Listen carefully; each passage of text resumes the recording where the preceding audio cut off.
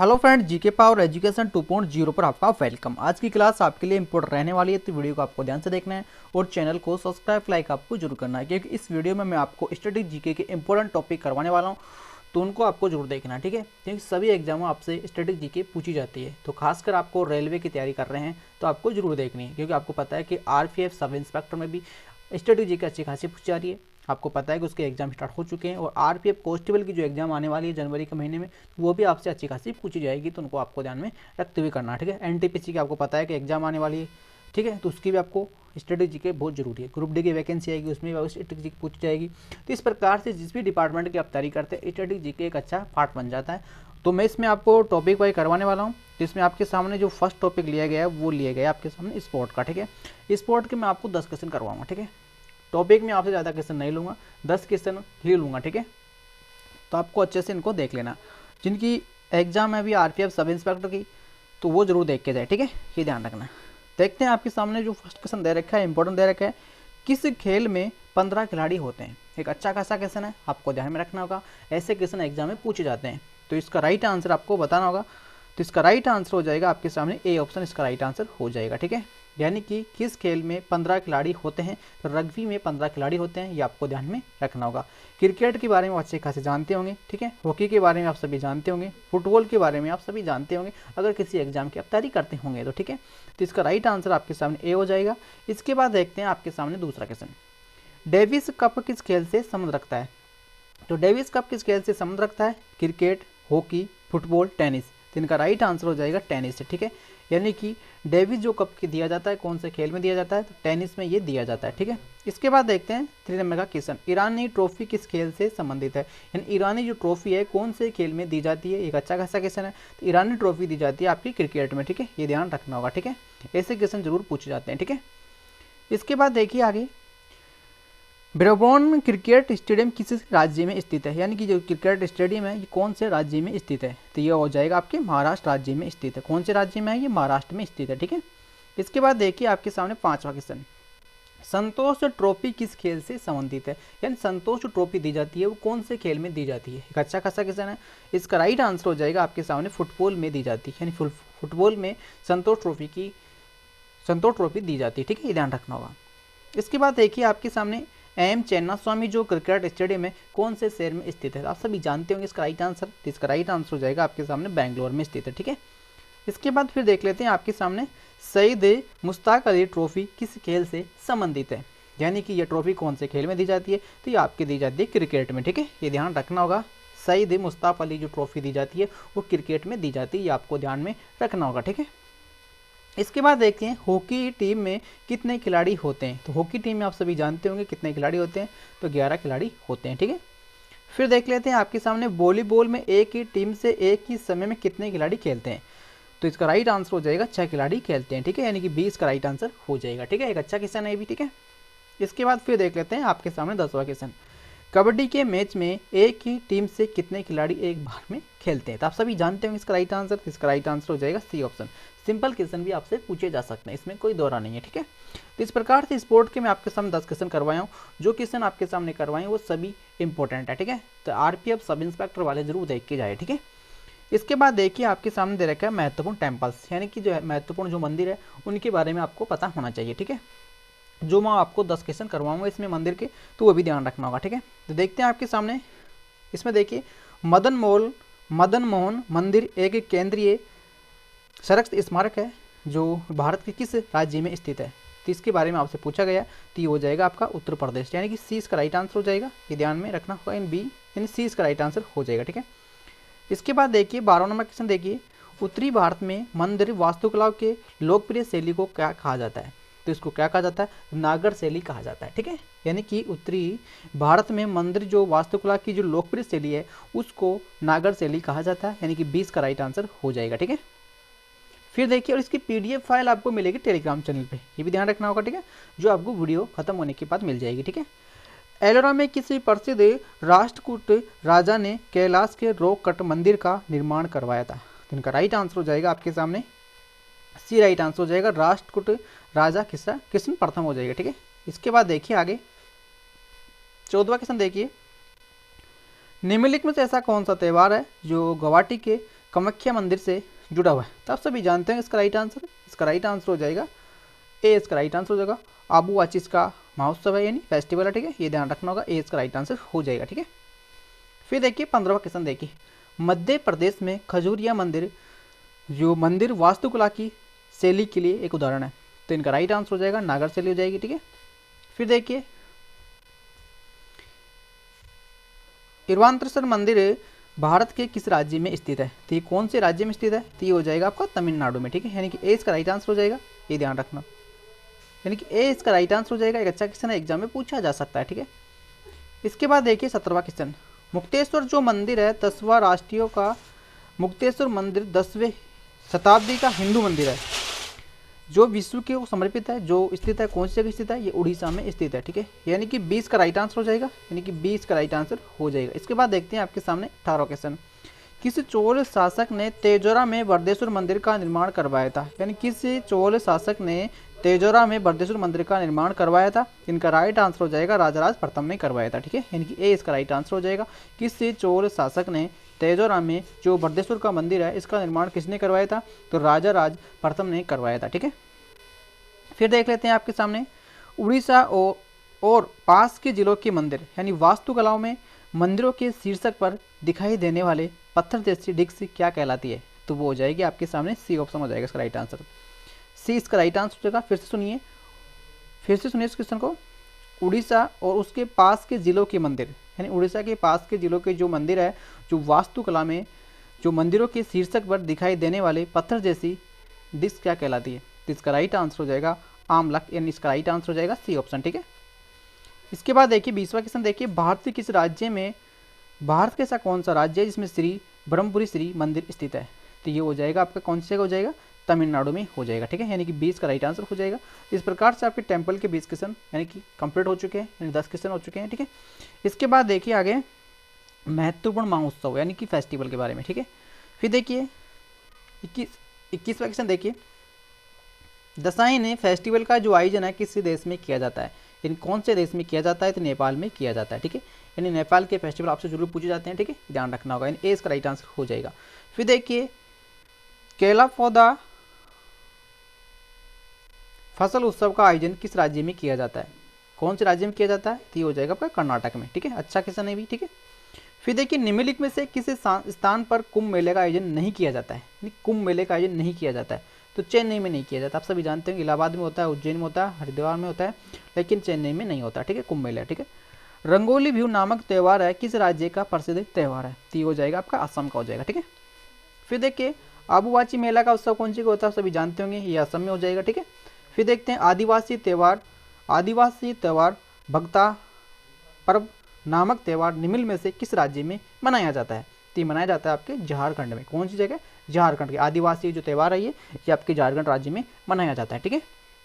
फिर देखिए कंबाला नामक त्यौहार किस राज्य में मनाया जाता है, तो कौन से राज्य में मनाया जाता है, ये आपके हो जाएगा कर्नाटक राज्य में, ठीक है, कौन से राज्य में हो जाएगा, कर्नाटक में हो जाएगा, ठीक है। इसके बाद देखते हैं भोंगे बिहू निम्न में से किस राज्य का प्रसिद्ध त्यौहार है, तो ये त्यौहार हो जाएगा आपके असम का, ठीक है, यानी बिहू असम का ये, ठीक, आप सभी जानते हैं, ठीक है।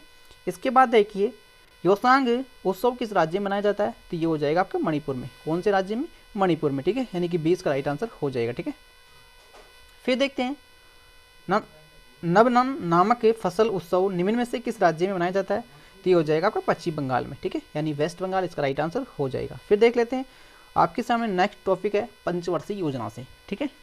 पंचवर्षीय योजना का देखिए, किस पंचवर्षीय योजना के दौरान आपातकाल घोषणा की गई थी, यानी कि कौन सी ऐसी पंचवर्षीय योजना थी जिसमें आपातकाल की घोषणा की गई थी, तो इसका राइट आंसर आपको ध्यान रखना होगा 5वें नंबर की जो पंचवर्षीय योजना थी उसमें ये घोषणा की गई थी इसकी आपातकाल की, ठीक है।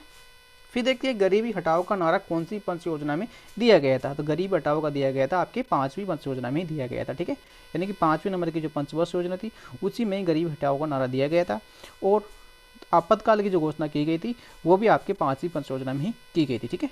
इसके बाद है कि पंचवर्षीय योजना के इतिहास में भारत के सर्वाधिक असफल योजना किसे माना जाता है, तो ये हो जाएगी आपकी 30 नंबर की जो पंचवर्षीय योजना थी इसे सबसे असफल बताया गया है, ठीक है। फिर देख लेते हैं हरित क्रांति की शुरुआत किस पंचवर्षीय योजना में की गई थी, यानी हरित क्रांति की जो शुरुआत हुई थी वो कौन से नंबर की पंचवर्षीय योजना में हुई थी, इनका राइट आंसर हो जाएगा कौन सी में हुई थी? तीसरी में हुई थी, और सबसे असफल भी यही रही थी। ठीक है, इसके बाद देखते हैं भारत में औद्योगिकीकरण की जो प्रक्रिया किस पंचवर्षीय योजना में शुरू की गई थी। तो औद्योगिकरण आप सभी जानते होंगे, इसका राइट आंसर हो जाएगा आपके दूसरी पंचवर्षीय योजना में की गई थी। औद्योगिकरण आपकी दूसरी में हुई थी, कृषि आपकी फर्स्ट में हुई थी। ठीक है, फिर देखते हैं कि प्रथम पंचवर्षीय योजना कब से कब तक चली थी। तो ये 1900 कब से चली थी? 1951 से लेके 1956 तक चली थी। ठीक है, इसका राइट आंसर हो जाएगा। फिर देख लेते हैं भारत की पहली पंचवर्षीय योजना कब प्रारंभ हुई थी। तो भारत की सबसे पहली हुई थी 1951 में। ठीक है, फिर देखिए योजना आयोग के द्वारा अब तक कितनी पंचवर्षीय योजनाएं बनाई जा चुकी है। तो आप सभी जानते होंगे 12 बनाई जा चुकी है। ठीक है, फिर देख लेते हैं कि कृषि का जो विकास है कौन सी पंचवर्षीय योजना का आदर्श वाक्य था। तो ये हो जाएगा फर्स्ट का। ठीक है, इसके बाद देखिए पहली पंचवर्षीय योजना को किसके द्वारा शुरू की गई थी। तो पहली की गई थी आपके किसके द्वारा? पंडित जवाहरलाल नेहरू के द्वारा। ठीक है, इस प्रकार से पंचवर्षीय योजना खत्म हो चुकी है। इसके बाद देखिए आपके सामने प्रमुख जनजातियाँ। ठीक है, यानी कि टॉपिक में आपके सामने बहुत सारे लेके आया हूँ, लेकिन टॉपिक से जो क्वेश्चन उठाए गए हैं वो 10 ही उठाए गए मात्र। ठीक है, लेकिन वो क्वेश्चन उठाए गए जो आपसे एग्जाम में पूछे जा सकते हैं। ठीक है, फिर देखिए आपके सामने 41वां क्वेश्चन देखिए, टोडा जनजाति मुख्य रूप से किस राज्य से संबंधित है। तो ये हो जाएगा आपके सामने तमिलनाडु में। ठीक है, फिर देखिए सातला किस राज्य का प्रमुख जनजाति है। तो ये हो जाएगी आपकी कौन सी जगह की? पश्चिम बंगाल की जनजाति है। ठीक है, कौन सी राज्य की है? पश्चिम बंगाल की। ठीक है, फिर देखिए नीसी जनजाति किस राज्य से संबंधित है। तो ये हो जाएगी आपके अरुणाचल प्रदेश में। ठीक है, फिर देखिए चेचू अनुसूचित जनजाति भारत के किस राज्य में है। तो ये हो जाएगी आपकी तेलंगाना में। ठीक है, कौन सी जगह हो जाएगी? तेलंगाना की जातियाँ। ठीक है, फिर देखिए बोटिया किसी राज्य से संबंधित है अनुसूचित जनजातियों में से एक है। तो ये हो जाएगी आपकी उत्तराखंड की। ठीक है, उत्तराखंड ध्यान रखना होगा। फिर देखिए भूटिया जनजाति किस राज्य से संबंधित है। तो ये सिक्किम की हो जाएगी। फिर देखते हैं किस राज्य की कुकी जनजाति मीमकूट उत्सव मनाती है। तो ये मणिपुर की मनाती है भैया। ठीक है, मणिपुर नहीं, इसका राइट आंसर हो जाएगा नागालैंड। कौन सा हो जाएगा? नागालैंड हो जाएगा। ठीक है, नागालैंड। ठीक है, फिर देखिए इसका राइट आंसर देखिए 48 का आगामी जनजाति किस राज्य से संबंधित है जो सेक्राइन नामक उत्सव मनाती है। तो ये मनाती है आपकी नागालैंड से। ठीक है, ध्यान रखना होगा। फिर देखिए 49 क्वेश्चन देखिए 49 नंबर का, मिसिंग जनजाति के लोग किस द्वीप पर निवेश करते हैं, यानी कहाँ पर रहते हैं ये।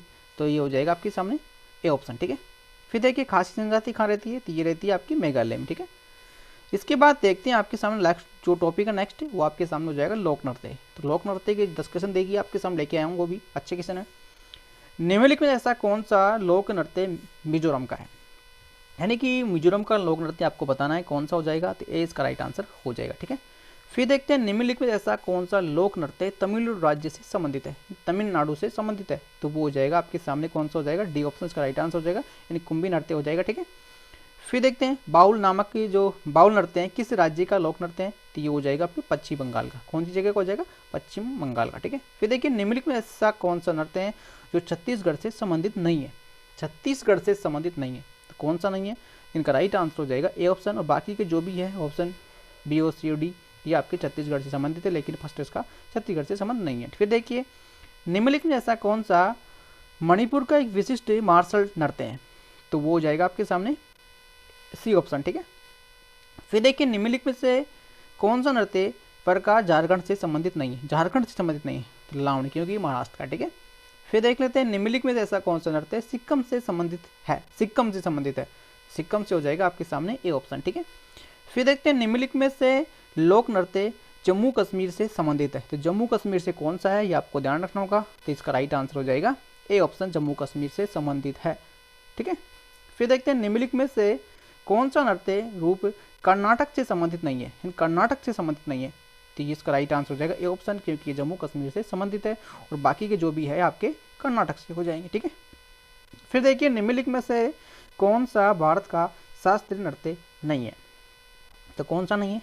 भांगड़ा, क्योंकि ये पंजाब का है। ठीक है, इसके बाद देखिए लोक नृत्य समाप्त हो चुके हैं। अनुच्छेद देख लेते हैं कुछ। ठीक है, अच्छे अनुच्छेद है भी, 10 क्वेश्चन मैं आपको दिखाऊंगा इसमें भी।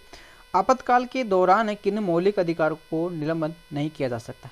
एक अच्छा क्वेश्चन है भी, एक इंपॉर्टेंट क्वेश्चन भी है, एग्जाम में पूछा भी जाता है। इनका राइट आंसर हो जाएगा आपके सामने सी ऑप्शन, यानी 21 से 20 ऐसा अनुच्छेद है जो आपातकाल के दौरान भी से निलंबित नहीं किया जाता। ठीक है, फिर देख लेते हैं भारतीय संविधान के मूल पाठ में कितने अनुच्छेद सम्मिलित हैं? तो आप सभी जानते होंगे इसका राइट आंसर, यानी ए इसका राइट आंसर हो जाएगा। इसके बाद देखिए ऐसा कौन सा अनुच्छेद है जो महाराष्ट्र और गुजरात के संबंध में विशेष प्रावधान से संबंधित है? तो वो हो जाएगा 371। ठीक है, महाराष्ट्र गुजरात के संबंध से प्रावधान से संबंधित है, 371 हो जाएगा। ठीक है, फिर देखते हैं पंचायत के चुनाव से कौन सा आर्टिकल संबंधित। पंचायत के जो चुनाव होते हैं कौन से आर्टिकल के तहत होते हैं? तो वो हो जाएंगे आपके 243 के तहत। पंचायत के चुनाव कौन से आर्टिकल से संबंधित है? तो 243 के ध्यान रखना है। ठीक है, 243 के संबंधित है। ठीक है, पंचायत के चुनाव। फिर देखिए धार्मिक मामलों के प्रावधान की स्वतंत्रता में कौन सा आर्टिकल आता है? धार्मिक के मामले में सभी जानते होंगे 25-26। ठीक है, ध्यान रखना। भारतीय संविधान का ऐसा कौन सा आर्टिकल है 76 से संबंधित है? तो भारत के न्यायाधीश से संबंधित है। ठीक है, फिर आगे देख लेते हैं कौन सा ऐसा आर्टिकल है जो कानून के समक्ष समानता से निष्ठा से संबंधित करता है? तो ये हो जाएगा आपका 14 से। ठीक है, फिर देख लेते हैं भारतीय संविधान का ऐसा कौन सा अनुच्छेद है जो राज्य कार्यपालिका से संबंधित है? तो वो हो जाएगा आपका कौन सा हो जाएगा 153 से लेकर 167, इसका राइट आंसर हो जाएगा। ठीक है, फिर देखते हैं ऐसा कौन सा अनुच्छेद है शिक्षा का अधिकार का प्रावधान है? तो अनुच्छेद 21A हो जाएगा। ठीक है, शिक्षा से संबंधित हो जाएगा। ठीक है, फिर देखते हैं सर्वोच्च न्यायालय के मूल क्षेत्राधिकारी को किस आर्टिकल से परिभाषित किया गया है? तो 131 से किया गया है। ठीक है, फिर इस आर्टिकल आपके 10 के सेट कंप्लीट हो चुके हैं। आगे देखते हैं प्रमुख युद्धों के बारे में। ठीक है, तो प्रमुख युद्धों में भी क्वेश्चन आपसे पूछे जाते हैं, तो ये भी आपको देखना होगा। कोयम्बे का जो युद्ध हुआ था किस वर्ष हुआ था ये? तो ये कौन से टाइम पे हुआ था भैया? तो इनका राइट आंसर हो जाएगा 1054, इसका राइट आंसर हो जाएगा। ठीक है, फिर देखते हैं वेणु का युद्ध किस वर्ष हुआ था? तो ये युद्ध हुआ था आपका 130 में। ठीक है, फिर देख लेते हैं बक्सर का युद्ध देख सकते हैं, तो ये हो जाएगा आपका 1764 में। ठीक है, फिर देखते हैं तिलकुट्टा का युद्ध, तो ये हो जाएगा 1565 में। ठीक है, फिर देखते हैं विलग्राम का युद्ध, तो ये हो जाएगा आपका 1540 में। ठीक है, फिर देखते हैं चौसा का युद्ध 1539, आप सभी जानते होंगे।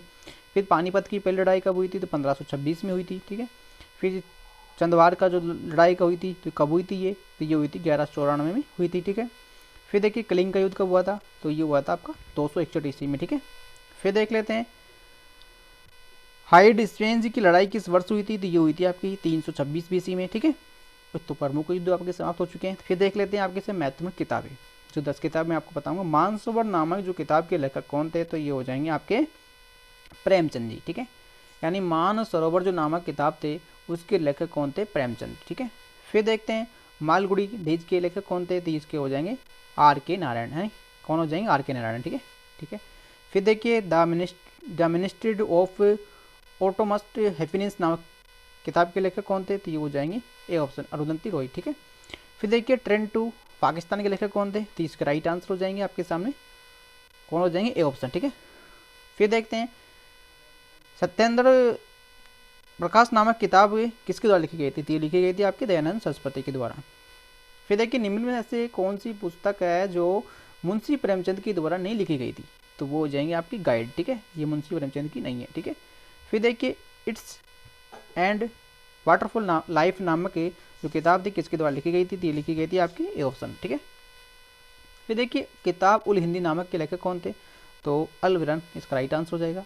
फिर देखते हैं हर्षवर्धन की जीवन की जो हरिश्चंद्र किसके द्वारा लिखी गई थी? तो ये लिखी गई थी बाणभट्ट की द्वारा। ठीक है, फिर देखिए मेघदूत किसकी है? तो मेघदूत कालिदास की हो जाएगी। ठीक है, फिर देखिए इस किताबें खत्म हो चुकी है आपकी। सौरमंडल के बारे में देख लीजिए आप थोड़ा बहुत। ठीक है, सौरमंडल के मैं आपके सामने 10 क्वेश्चन करवाऊंगा। ठीक है, टॉपिक में सभी लेके आया हूँ लेकिन क्वेश्चन इसमें कम है। ठीक है, यानी 10 ही क्वेश्चन मैं आपको हर टॉपिक से करवा रहा हूँ। ठीक है, ये ध्यान रखना, तो आपको आइडिया लग जाएगा कि एग्जाम में क्या पूछा जा रहा है, कौन से टॉपिक से क्या पूछा जा रहा है। ठीक है, ये ध्यान रखना होगा। और देख लेते हैं सौरमंडल का सबसे बड़ा जो उपग्रह है निम्नलिखित में से कौन सा है? तो सबसे बड़ा उपग्रह आपके सामने डी ऑप्शन हो जाएगा। ठीक है, फिर देखिए संसार के बाहर नहीं है, सौरमंडल के बाहर है। सौरमंडल के बाहर है सिरियास नामक जो चमकीले तारे को क्या कहते हैं उसको? इसका राइट आंसर हो जाएगा डॉग स्टार। ठीक है, ये ध्यान रखना होगा। फिर देखिए हमारे सौरमंडल का सबसे जो निकटतम तारा है कौन सा है? तो वो हो जाएगा आपके सामने सी ऑप्शन। ठीक है, फिर देखिए निम्नलिखित में से ऐसा कौन सा सौर परिवार से संबंधित नहीं है? तो निहारिका। ठीक है, फिर देखिए निम्नलिखित में ऐसा कौन सा ग्रह है सौरमंडल का नहीं है? तो वो हो जाएगा आपके सामने ए ऑप्शन। फिर देखिए सबसे चमकीला ग्रह कौन सा है? तो सबसे चमकीला हो जाएगा शुक्र। फिर देखिए सौरमंडल का सबसे गर्म ग्रह कौन सा है? तो शुक्र हो जाएगा गर्म। फिर देखिए पृथ्वी अपने कक्ष पर घूमती है, तो घूमती तो है लेकिन दक्षिण की ओर घूमती है, ठीक है, दक्षिण से घूमती है। फिर देखिए आकार की दृष्टि से सौरमंडल में पृथ्वी का कौन सा स्थान है, तो वो हो जाएगा आपका 5वां स्थान। फिर देखिए किस ग्रह को नीला ग्रह भी कहा जाता है, तो नीला ग्रह पृथ्वी को कहा जाता है। तो इस प्रकार से आपके टॉपिक भी करवाए हैं मैंने इसमें, और इसमें आपके 100 क्वेश्चन भी कंप्लीट हो चुके हैं, 100 क्वेश्चन कंप्लीट हो चुके हैं, ठीक है, ये ध्यान रखना होगा। 10 टॉपिक मैंने आपको करवा दिए हैं इसमें, ठीक है, और 100 क्वेश्चन इसमें करवा दिए 10-10 के हिसाब से, ठीक है। फिर देख लेते हैं आपके सामने प्रमुख आंदोलन, उनकी संस्थाएं। महात्मा गांधी जी ने सबसे पहले किस आंदोलन का नेतृत्व किया था, तो महात्मा गांधी जी ने कौन से आंदोलन का नेतृत्व किया था, चंपारण सत्याग्रह का किया था, जो 1917 में हुआ था, ठीक है। इसके बाद देखिए महात्मा गांधी ने सवेगी अवेगी आंदोलन का कब शुरुआत की गई थी, तो की गई थी 1930 में की गई थी, ठीक है। फिर देखिए गांधी जी की धुरा नामक सत्याग्रह का जो नेतृत्व किस वर्ष हुआ था, तो ये हुआ था 1930 में हुआ था, ठीक है। असहयोग आंदोलन के दौरान गांधी जी ने किसी की उपाधि त्यागन की थी, तो वो की गई थी कौन सी थी, सी ऑप्शन, ठीक है। 1942 में भारत छोड़ो आंदोलन किसके द्वारा शुरू किया गया था, तो ये किया गया था महात्मा गांधी के द्वारा, ठीक है।